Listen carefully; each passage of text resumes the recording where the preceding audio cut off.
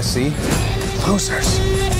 But life's giving us a chance. To do what? Something good? Hey Tanner, so I'm gonna do a thing that I've never actually intentionally done on this podcast before, and I've never done this in real life before either. Okay. And you're gonna be shocked when I say this. Okay. I'm gonna talk about politics. Okay. So you actually threw me a curveball with this one. So did you see the presidential debate? Yeah. Remember when Trump said he had a concept of a plan? I know, it's my favorite thing right now. It reminded me of something significantly funnier, because when he says it, it's scary to think that, oh, he's going to be president because he's got a concept. However, it's funnier in the movie that we're talking about today, when Chris Pratt looks at a talking raccoon and he says he has part of a plan. Because that's all I was thinking about when he said that. Yeah. And that's how we're introducing the episode. How we doing? I'm chewing on a Starburst. Welcome to Bomb Squad Matinee. We're starting on a high note. The epitome of professionalism, folks. Mm-hmm. I am your host and master of ceremony for this evening. I'm Joseph Henry Vredick. Today I have with me... I am Groot. Welcome, Groot. Happy to have you. Today we're going back to my hero, my boy James Gunn. We're talking about this movie that turns, Jesus fucking Christ, 10 years old. It's the first Guardians of the Galaxy movie, written partially by James Gunn, directed fully by James Gunn. Marvel's first big step into all the cosmic stuff in that universe for their movies. The second highest grossing movie domestically, right behind American Sniper, unfortunately. That movie kind of just came the fuck out of nowhere. We're not talking about that movie, because fuck that movie. We're talking about Guardians of the Galaxy, but before we get to Guardians of the Galaxy, there's a question I've been holding off, because we've not been talking much James Gunn lately. Been a minute. And I've held off on asking this question, because the last time we talked about a Gunn movie, which was Guardians of the Galaxy Volume 3, I felt it more important to talk about our history and thoughts on the other two movies and their appearances in the MCU before we talked about that. So now I get to ask the important question I've been waiting to ask for a while. We talked about James Gunn as a writer. We've not talked about him as a director.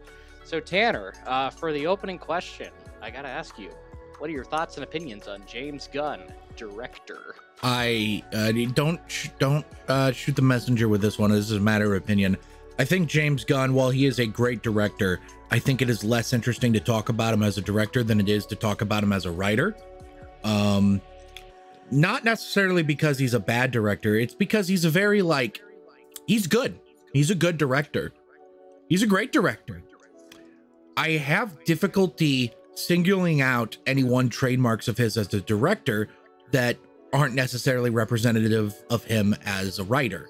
Like, I could point to the fact that all of his movies usually revolve around daddy issues in some way, but that's more reflective of his writing and whatever relationship he may or may not have had with his father. I'm sure you've told me about it before, Joe. I just don't remember. As far as him as a director, I think the most interesting thing about him is that, he burst onto the scene. He co-directs a Troma production, right? Yeah, he co-directed Tromeo and Juliet with Lloyd Kaufman. So that's his first thing, but his first thing as his own director proper is Slither. Correct, yeah. Then Super. Yes. Then this. Right? Yeah. Okay. Yeah. And he has done nothing but direct superhero movies since. Yeah. Arguably, he has only directed superhero movies aside from Slither. Yeah. So it's difficult to glean much of insight of him as a director, because even though it's clear that his directorial vision shines through, the vulgarity of his work is probably the one distinction, but again, that is also reflective of his writing, and also just very reflective of his background starting in Troma. These are still movies that are product of the studio system. They are sanded to a point. I think there's not much sanding because Gunn's vision is ultimately what is perfectly in line with what these studios are looking for in these big tentpole action superhero movies right now. But there are a few things you can glean. One, technical competence is off the charts, specifically in regards to the fact that unlike a lot of superhero movie directors, I trust him to know what he's doing when it comes to visual effects. And he can perfectly incorporate visual effects into his movies. That's not a writing thing. That is a directing thing, and he's excellent at that. Two, I think he is great at directing action scenes and has only gotten better. The action scenes in this first Guardians movie is fun, but you compare it to the stuff he does in The Suicide Squad and Guardians 3, it's like night and day. He knows how to direct a good action set piece. And three, he is excellent at getting chemistry out of his actors. And a lot of that has to do with the casting director of these projects, and it also has to do with his writing, but he is so good at, you know, having these actors bounce off of each other and like directing the group dynamics of these scenes, which is the key to a movie like this, Guardians of the Galaxy, being good. Now, again, I wish I could praise him more because I love his work. I'm having trouble singling things out. Again, aside from the fact he clearly knows what he's doing when it comes to visual effects work, it's difficult to single any one particular thing out about him, which is perhaps a good thing. It means he's not fucking anything up. He's a great director. He's just an even better writer, which is the more exceptional thing about him, in my opinion. But I can sense that you want to kill me, Joe, so I'll throw it back to you. No, I actually don't want to kill you. I want to kill you for other reasons. Yeah. Maybe not for this. Not for this. Yeah. Honestly, you did cover a lot of points that I did kind of want to make. Whoops. About Gunn as a director. Because, yeah, he is a great director. He's probably better known for, and what makes him exceptional is as a writer. However, the one thing that I do kind of want to point out about him as a director that I in particular love, and it also kind of ties into him as a writer as well, he knows what he wants, and he knows how to properly convey it to his actors, his cinematographer, like all of his crew. Like, he has a very clear vision, and he knows how to make it work for a movie, and he knows how to communicate it and also make it work for a general audience, because let's be quite honest, Gunn's style is very fucking weird, and that's what we love about him. In the hands of a wrong director, that could come off as off-putting, and I think that's kind of why, I mean, the exceptions that we do have aren't terrible, but that's why I don't think anyone has ever been able to really direct a good movie out of a James Gunn script that isn't James Gunn. And here, hold on, before you fucking say anything, the exceptions are Scooby-Doo 2 in particular is the exception, because that movie, it's objection withdrawn. Yeah, I was gonna say, it's kind of what you said. It's the perfect encapsulation of what the series is, while also being a meta commentary and critique of it.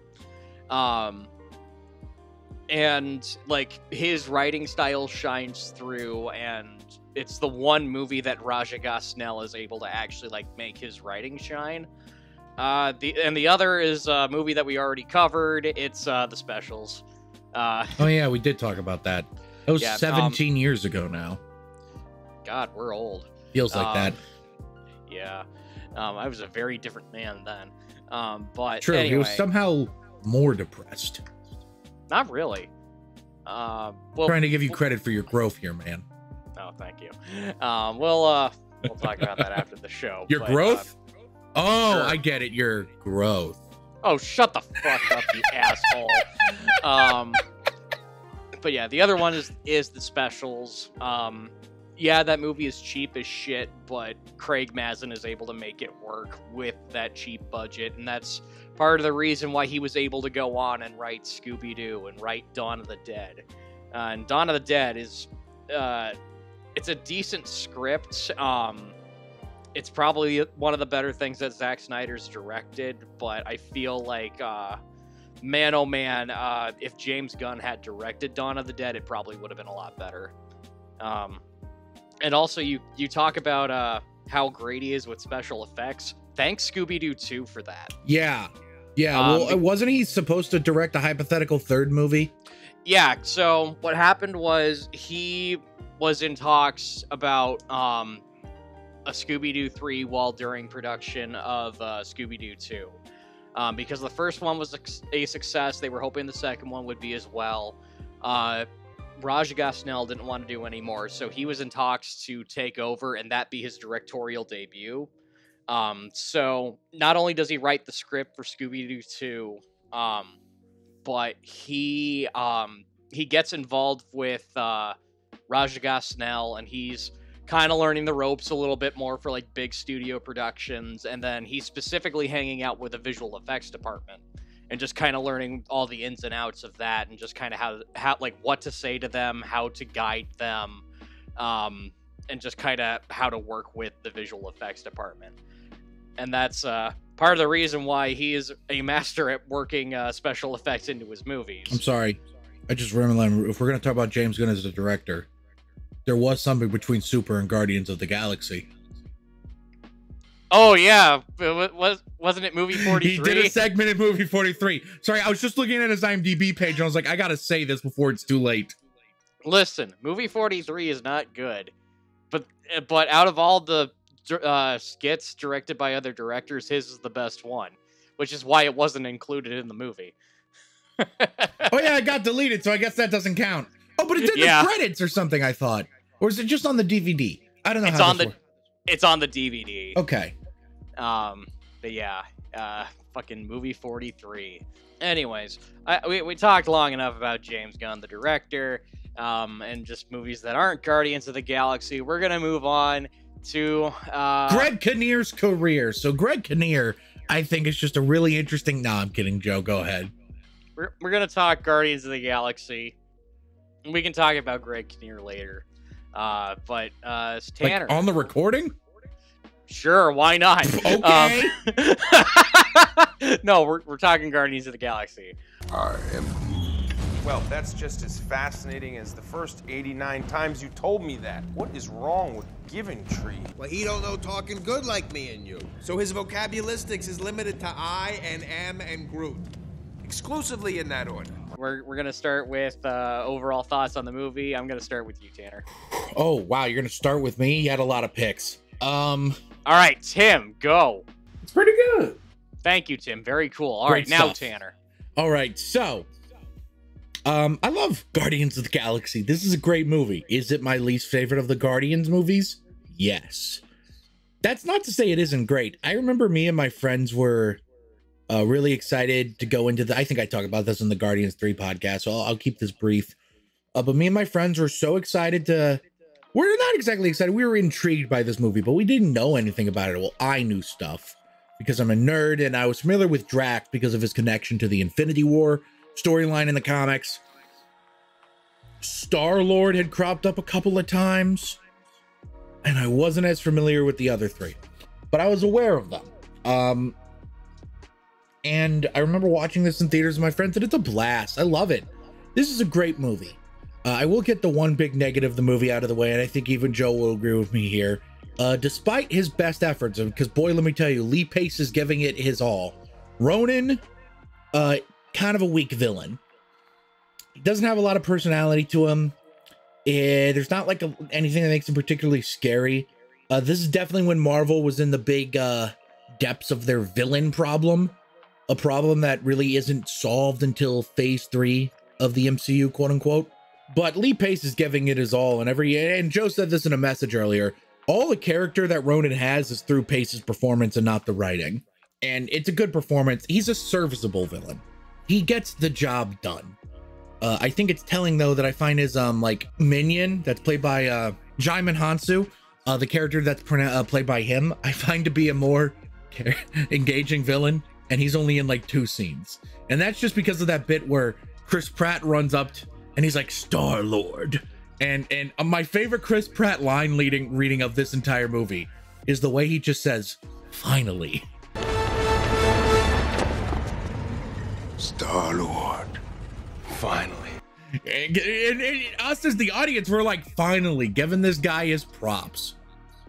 It's a movie about a lovable group of a-holes coming together, finding family in one another, and going on an adventure and saving the world. In other words, it's a James Gunn superhero movie. Every James Gunn superhero movie follows this format. But it's really obviously well done. The action set pieces are generally appealing. What really does for this movie, and a lot of people will point to Joss Whedon's The Avengers as the thing that made Marvel movies a 1,000-mile quipathon, arguably comedies first, almost. No, because I'll tell you this, there are 3 movies that come out between The Avengers and Guardians of the Galaxy, right? There are 3 Marvel movies, not 3 movies total, 3 Marvel movies that come out between those 2 movies, right? Those movies are, in order, Iron Man 3, Thor the Dark World, and Captain America the Winter Soldier. None of those movies, except maybe Iron Man 3, but even then that's different because of Shane Black's whole thing. None of those movies are really quippy. None of those movies really feel like comedies to me. Guardians of the Galaxy does feel like a comedy, and I mean that as a point of praise. This movie is still really funny to this day. All the actors have incredible chemistry with one another, and the comedic beats kind of just work perfectly. There's a lot of deeply funny moments. A lot of them have to do with Drax. When you cut to the outside of the bar and Drax is going, I summon the army, ah! You think, oh fuck, they're screwed, but you're also laughing your ass off because of course that dipshit did this. When Star-Lord is looking all cool after getting his headphones and music back, and Drax is like, wow. And Drax is like, what did you risk your life for? He comes to it and he just goes, he's an imbecile. It's great. It's great. The movie's really funny. But something that really stood out to me this time, something that maybe I didn't appreciate like I should have before, is that the emotional beats that Gunn's work are known for is very much present here. I think it is a bit on the back burner relative to Gunn's other superhero movies, but the little sub-thread about Peter and his mom worked to perfection, especially in that climax where, you know, Gamora's like, take my hand, Peter, and what Peter sees is his mom reaching out, and he's finally able to accept that his mom is dead and hold that hand. He's finally able to confront that death. That's a really powerful moment that then leads into a moment where, you know, I'm hooting, I'm hollering, I'm in my apartment going, yeah. And that's when, you know, Drax says, you're mortal. How? And Star-Lord just hits him with, you said it yourself, bitch. We're the Guardians of the Galaxy. Skadoosh. It's perfect. It's great. How can you? I added the skadoosh. I wanted to add a little Kung Fu Panda in this podcast. For all our Kung Fu Panda aficionados. Shut the fuck up. Shut the fuck up. The audience does not understand why I'm mad. Rest assured, I am justified in my anger towards him. Yeah, no, he is. He is. I'm just being a dick. It's a college thing. That's all I'm gonna audience, say. I'll tell you when you're older. When you're 30. When you're 30. It's a great movie. It's a fun movie. I'm kind of at a loss to what to say just because it's fun. Much like Gunn as a director, it's a great superhero movie. Or is it? Because something I kind of noticed on this viewing, this is like the most sci-fi of the Guardians movies, I feel like. This is the most space opera-y of them. Well, Guardians 2, I think, is arguably the most superhero movie of the 3, and Guardians 3 is the most like adventure movie of the 3 for me. That's how I feel. We might elaborate on this a little more in general discussion, but this is the movie that just feels like a sci-fi movie to me. We're going to all these worlds, we're seeing these creatures, there are cool spaceships, there's a lot of focus on like just these cool aesthetics that just feel really sci-fi. I mean, there's a bunch of spaceship combat in this movie. Not really present in the sequels as much. Yeah, so sadly not. More sci-fi than superhero movie, I'd say. which I think is why this movie, out of all the MCU movies, is still the one that like a lot of non-MCU people were like, oh, I like that one. Most famously, I would have to hunt this down, but I remember a few years ago during the press tour for West Side Story, Steven Spielberg's West Side Story, Steven Spielberg had released a list that included his 10 favorite movies of all time. And one of those 10 movies was Guardians of the Galaxy. You son of a bitch. I wanted to bring that up. Listen, I'm the one that showed that to you.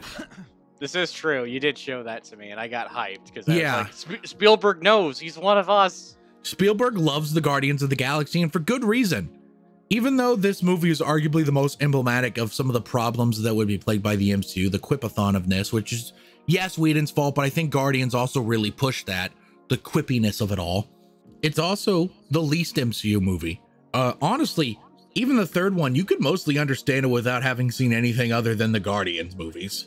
You might be a little confused about what the fuck's going on with Gamora in the third movie, but I think that movie does a sufficient job of explaining it.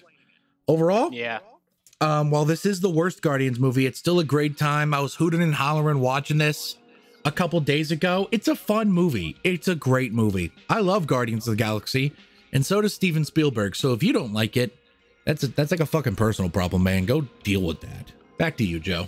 Yeah, are you really gonna dislike something that Steven fucking Spielberg likes? You think you know better than him? Yeah. Well, after the Twisters debacle, hold on. Maybe that isn't the ringing endorsement for me it once was. God damn it. My bad. All right. Anyway, thank you, Tanner. Very cool. My time to shine. All right. Yeah, I love this movie. Of course I love this movie. It's made by my hero. It's one of his better ones. It's definitely, like Tanner has mentioned, and I said this even on the Volume 3 episode that we did. It's now my least favorite Guardians thing. I think I'd even put the holiday special over this if we're going to count the holiday special. I would, and I would. Yeah. But that's still not to say that this movie isn't great, because this movie is really fucking great. I love it. It definitely feels like a trial run for what Gunn would give to us in the future with his other Guardians movies, with the Suicide Squad, and hopefully with Superman. Fingers crossed for that.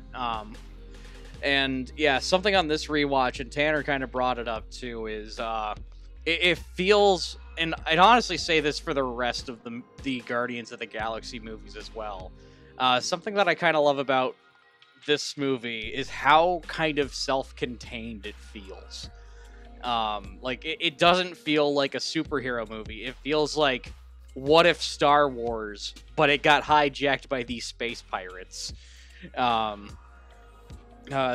like Firefly, for instance, another Joss. Speaking of Joss Whedon, yeah.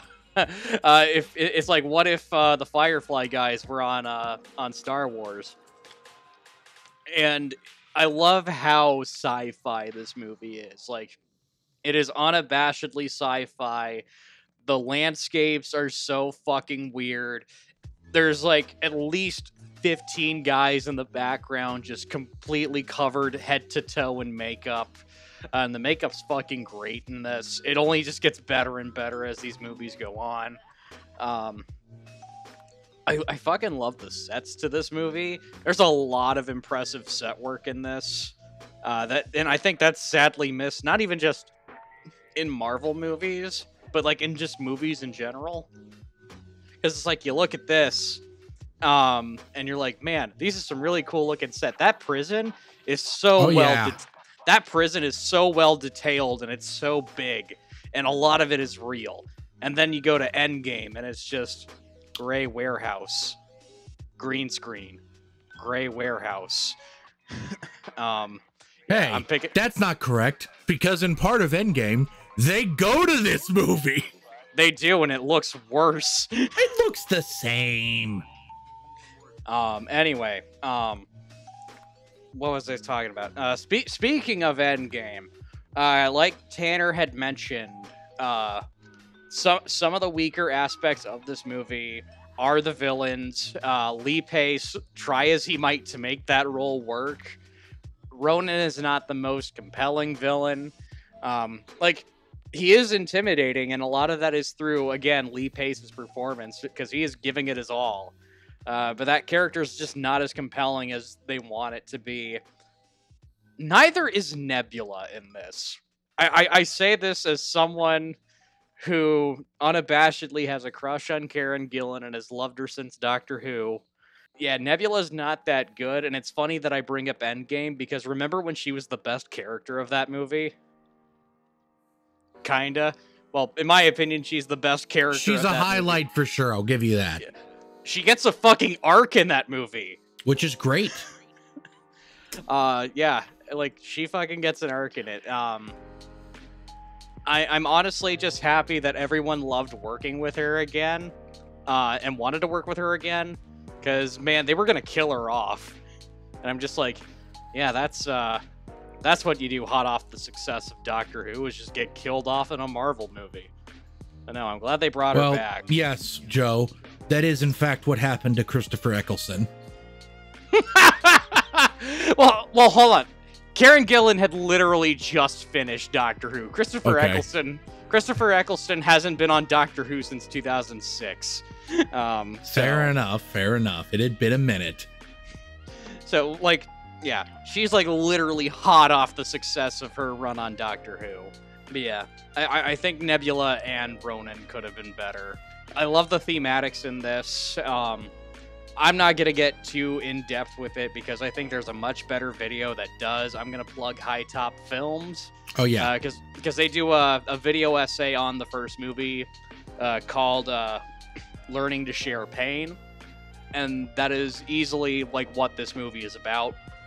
It doesn't get more obvious than them all literally sharing like actual physical pain at the end of the movie. But yeah, go watch that video. You said it yourself, bitch. We're sharing literal, actual physical pain at the end of this movie. That's not what I said at all.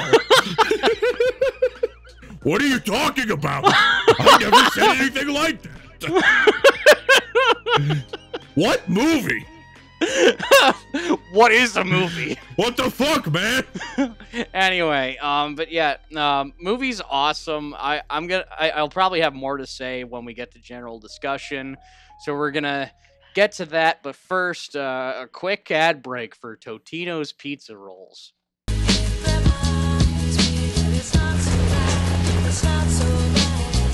Dear Slim. All right, and we're back from that ad for another ad. Movie, art, canvas, fun thing, moviepalette.com. Tanner moved out of the way so we can show off the one he's got behind him for Punch Drunk Love. If Tim were here, he'd show you the one that he's got for Mandy. I don't have one, but I think I might get one for Guardians of the Galaxy. You can get one for Guardians of the Galaxy, too. They've got one made for those. And the first one. Fuck you. Anyway. But yeah, no, you can get one for Guardians of the Galaxy, or you can get one for any movie that you want. I'm just going to throw out random example. I recently saw the movie Whip It with Elliot Page. Good movie. You can get a movie palette out of that too, if you really want one. All you got to do is go to moviepalette.com and click on the thing and type in the movie. And speaking of typing things, when you go to purchase your movie palette, enter the code in the promotional coupon option, enter Squad15. Save 15% or more on your order. Or more on car insurance? He did the thing! He did the thing! I did do the thing. I can't make fun of you anymore for it. Go! But anyway, 15% off on your order, Squad15, moviepalette.com. Back to the show. Sorry. So Whip It is a movie? Yeah, it's I was reading the group chat fast and I just assumed, oh, Joe's doing Whip Its now. I guess that makes sense. You've had a very chaotic week or two in the chat, my friend. I'll just say that. Yeah, kind of. But yeah, Whip It. It has Elliot Page and they're in a roller derby league. It's an old one? Yeah, it came out 10 years ago.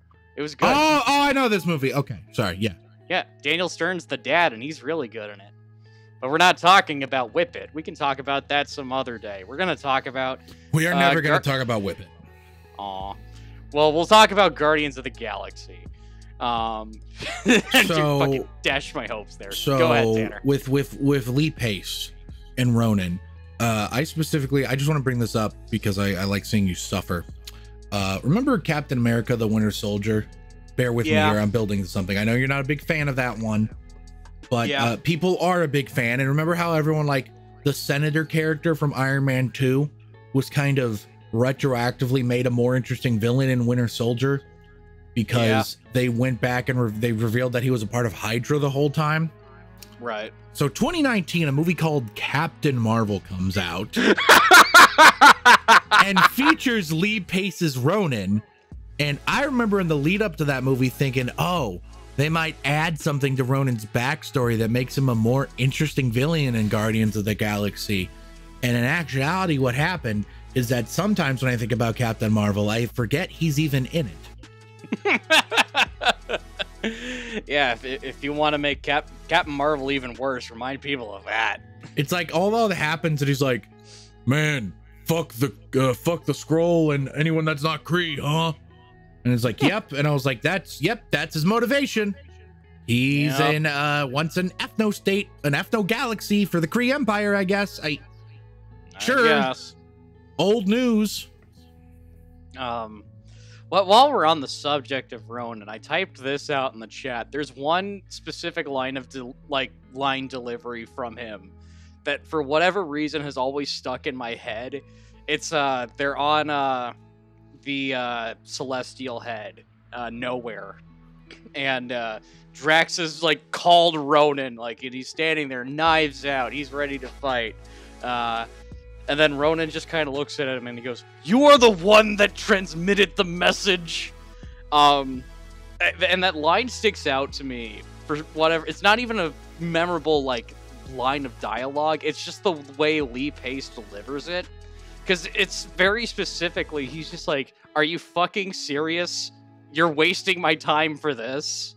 Like, it just has, like, that bitch you for real kind of cadence. And honestly, it gives, like, Ronan just a shred of personality just for, like, a millisecond. Man, oh man, they just did Ronan dirty, this movie. But Lee Pace, he's trying his hardest. Try as he might, it doesn't fully work. Yeah, like you said yourself, everything that works comes from him. Yeah. Groot in this movie, that's an interesting one for me. Yeah. Because this is the only time we see this Groot, if you think about it. The Groot in subsequent movies is a different Groot. Yeah. The same way that I swear to God, guys, the Loki we see in the Loki show is a different Loki. I really mean it, I promise.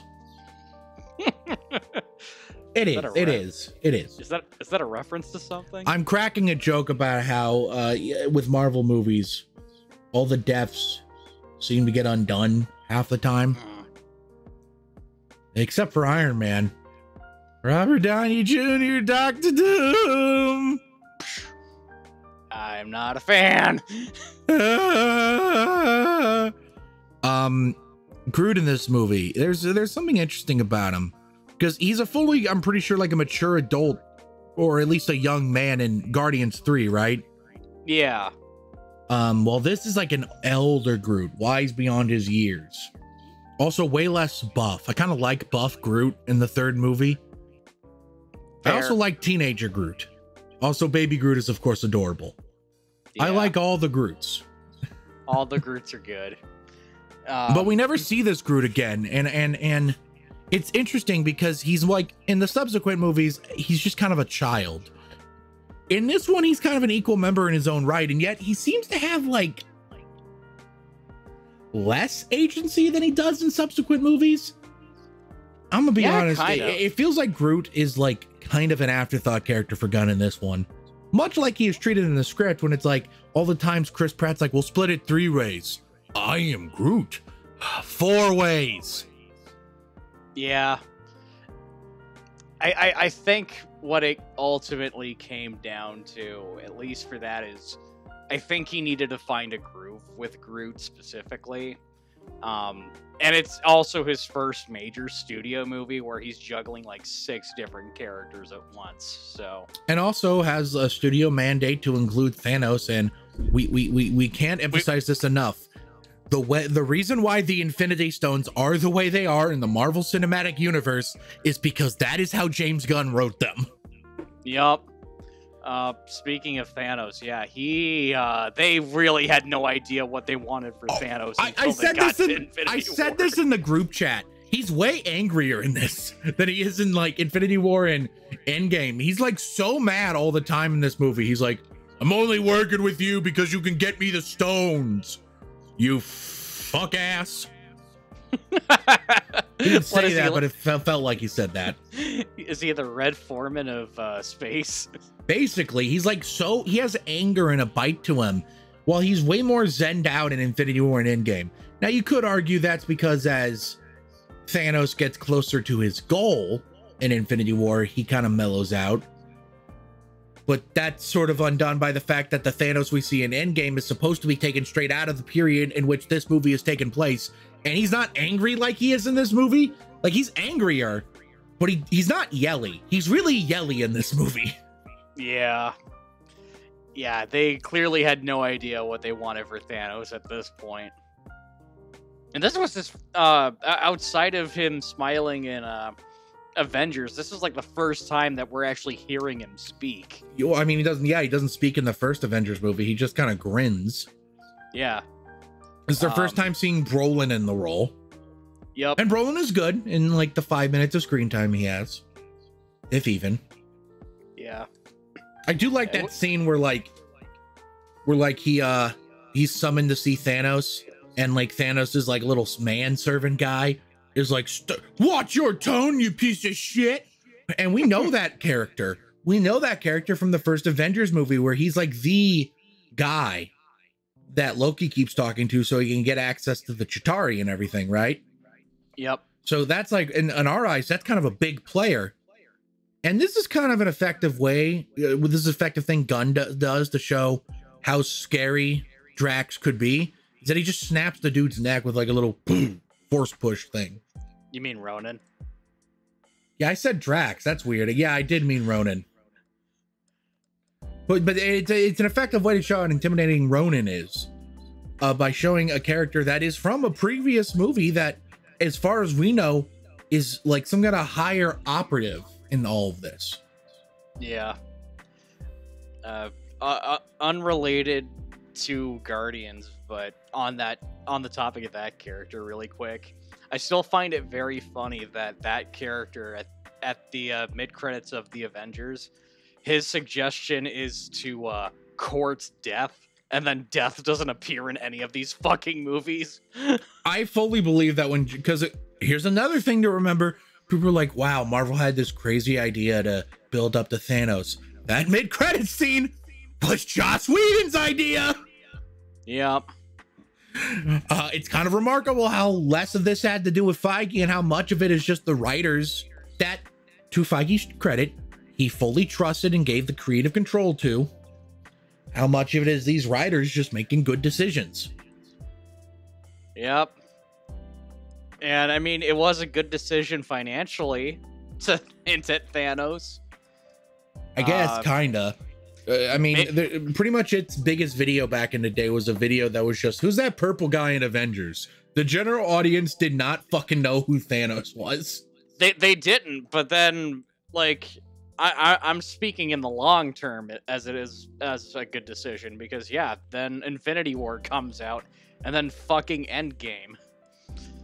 A movie that James Cameron refused to be the highest grossing movie ever. Yeah. It's probably gonna be Avatar for a while, until like Avatar 5. Probably.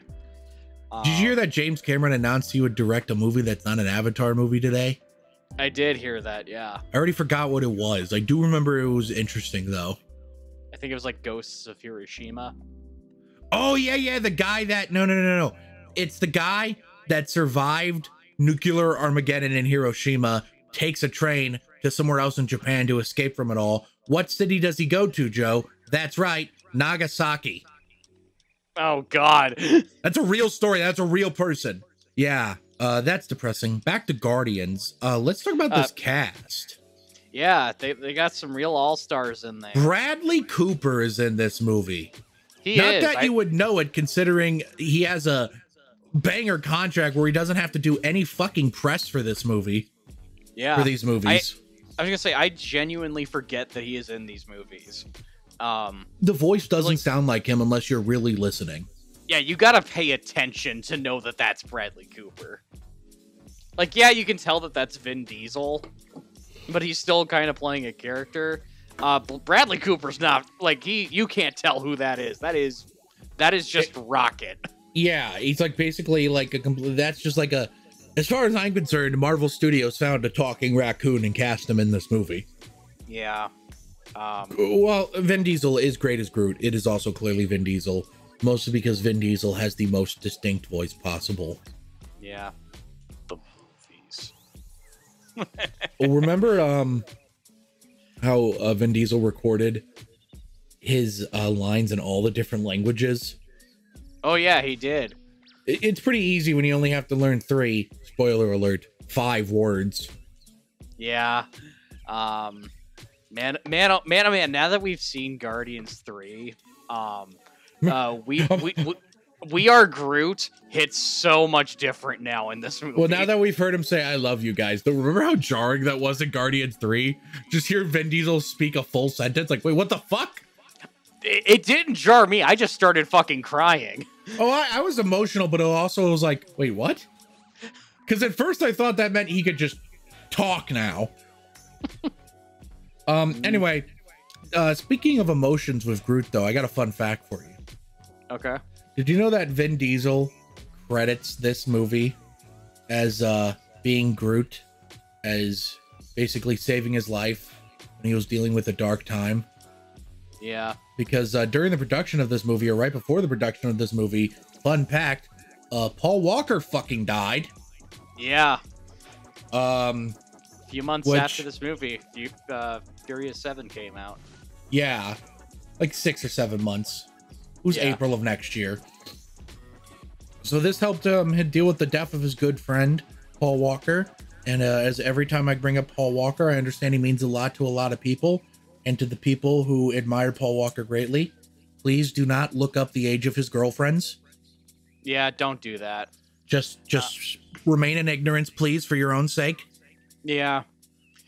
Just remember when he was with Tyrese, and Tyrese went, "Hey, real funny, Fonzie." Ass. Anyway, no more sad stuff. No more sad stuff. Let's go back to the all-star cast. So Glenn Close is in this movie. Randomly. So is John C. Reilly. And I think Glenn Close has probably the most underrated line delivery in this. It's when she makes her first appearance in the movie, and she's pleading with like the Emperor of the Kree Empire to like help in like trying to fight off Ronan, because he's like causing all this bad shit. And he's like, "Sorry, I can't help you. I'm gonna end the video call by going Dr. Evil on you." And then it's like just quietly after he's hung up the video call, she just goes like, she just removes all dignity from her performance and just goes, "Prick." So speaking of Glenn Close, that is a great line delivery. But speaking of Glenn Close in this movie, I got a real question for you, Joe. Okay. Do you think Glenn Close knows she's in a Marvel Studios movie? I don't think she does. I think there's a very real chance she doesn't know. I think it is so possible she does not realize this is a Marvel Studios film. It's very possible. Because it doesn't feel like one either. No, again, that's why a lot of like Hollywood people that don't like the Marvel movies are like, yeah, I love Guardians. Because like, remember when they announced the cast for Guardians 2 and it was like Sylvester Stallone? And everyone's like, the fuck? Yeah. Kurt Russell. They got fucking Kurt Russell. Okay, but Kurt would kind of do anything for money. Yeah, kind of. I say that with love in my heart. He did play Santa Claus. This is true. We love you, Kurt Russell. Kurt, come on the show if you're watching this. Yeah, because you totally watched this. Secondary Kurt, question, Kurt, if you're watching this, why? What are you doing? Yeah, why? We love you, but why? Bradley Cooper, Glenn Close, John C. Reilly, another Oscar nominee, if not winner, I can't remember. I think he's just a nominee. Still, and that's more easy to remember because he's in all the trailers. He's like front and center in the trailers. But still, he just plays a small little bit part, and it's awesome. Yep. Just he and Peter Serafinowicz are Nova Corps members. And speaking of which, John C. Reilly does 100% know he's in a Marvel Studios movie. Oh, 100%. He's just very happy to be there. He's happy. Like every time John C. Reilly's on screen, you can tell he's like seconds away from breaking into a smile. Yeah, like it's like he's trying to be dramatic, but he's just so happy to be there. And it's worth remembering that, you know, this movie did a lot for a couple of actors. This is big for Chris Pratt. This was Chris Pratt's year because he had Her, which he had a supporting role in. Well, Her came out in 2013, but it went big in 2014. Yeah, it came out like the tail end of 2013 and got like big in January. Like it got its wide release in January, like a lot of those Oscar movies do. Yeah, so he had Her, he had the Lego movie, and then he had this. Swear to God, he had another thing that year. Or am I just thinking of Jurassic World the next year? You might be thinking of Jurassic World the next year. Wait, which, man, oh man, I'll say this. I think having just those three movies back to back to back, I think that is why Jurassic World did as well as it did. Because, oh, hey, it's that guy that we know and love now. Let's go see it. Okay, I guess it's worth noting that Parks and Recreation was still coming out in 2014. Oh, yeah, I think it was like the last season? Second to last. It was season 6. Okay. So it was in its tail end, and he was big on that show too. So yeah, he had to have been having the greatest year of his life then. Oh, I bet. He was having a blast, I'm sure. And again, this showed that he could be a leading man. Yep. Now, unfortunately, no movie other than the Guardians movies has understood what the correct energy to use Chris Pratt in. Most of these movies try to use him as brooding military type when the correct energy is lovable asshole. Which I'm laughing because you're like lovable asshole, and I'm like, isn't that just Garfield? How do they fuck that up?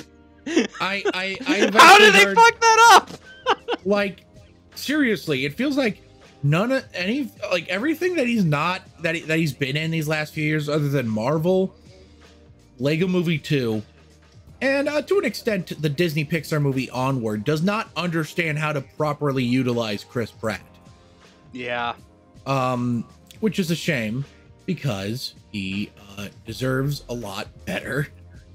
He does. But more than Chris Pratt, you know what actor really has to thank for this movie? And thank God for it? Dave fucking Bautista. Oh yeah, he's so fucking good in this. Arguably the best actor in the Guardians. Yeah, I would agree. He has range. And he has shown himself impressively in the years since. It's pretty much universally agreed upon that not Dwayne Johnson, though I like The Rock, not John Cena, though I love John Cena, Dave Bautista is the best wrestler turned actor.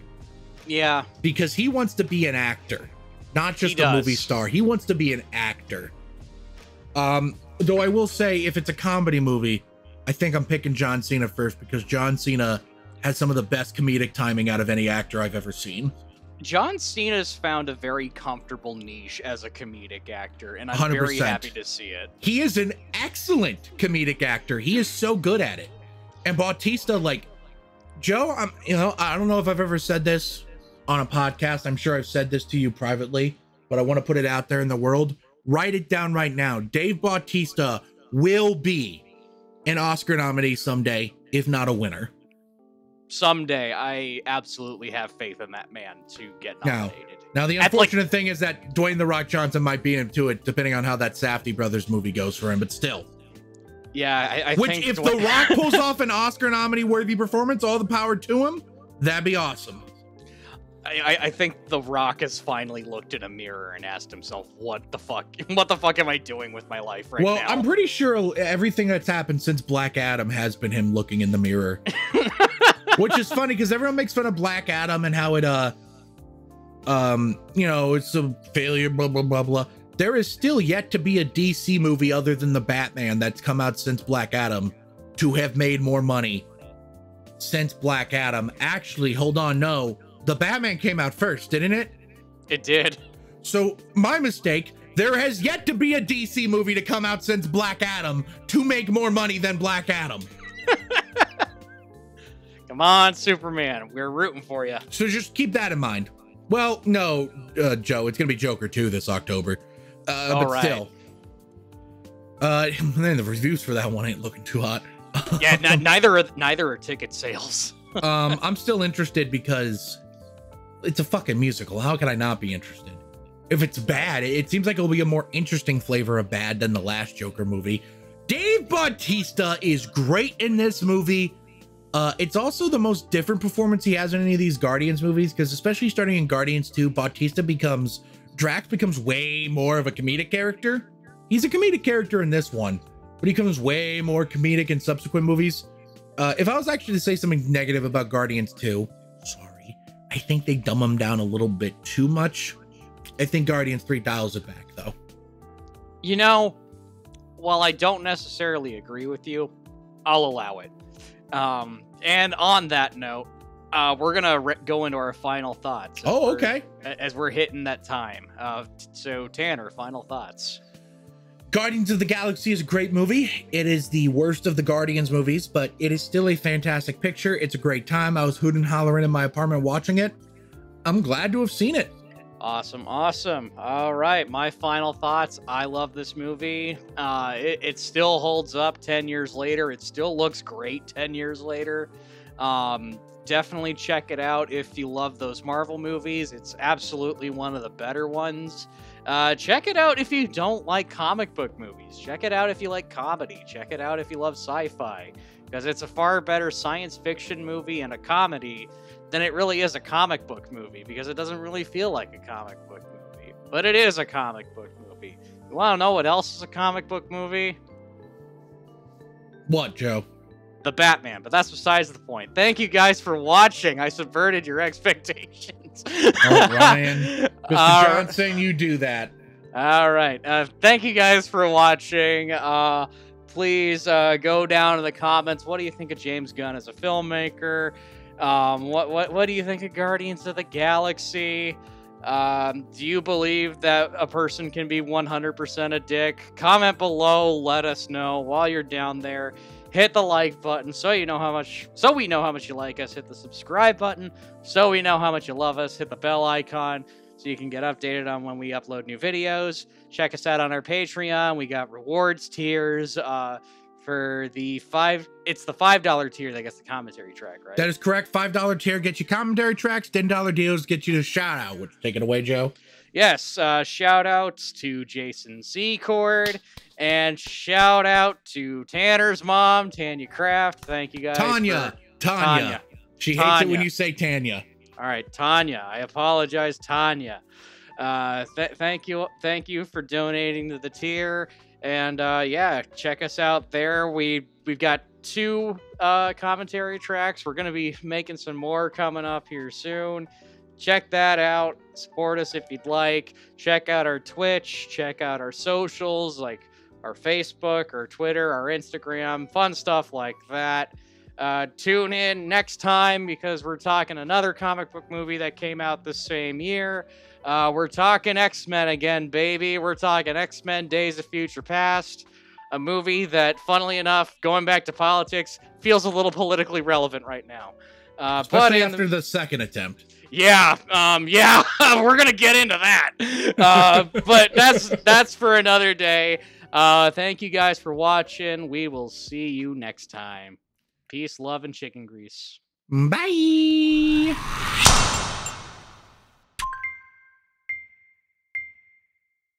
Slid my ticket across the table and I said, "Sorry guys, I gotta see about a girl."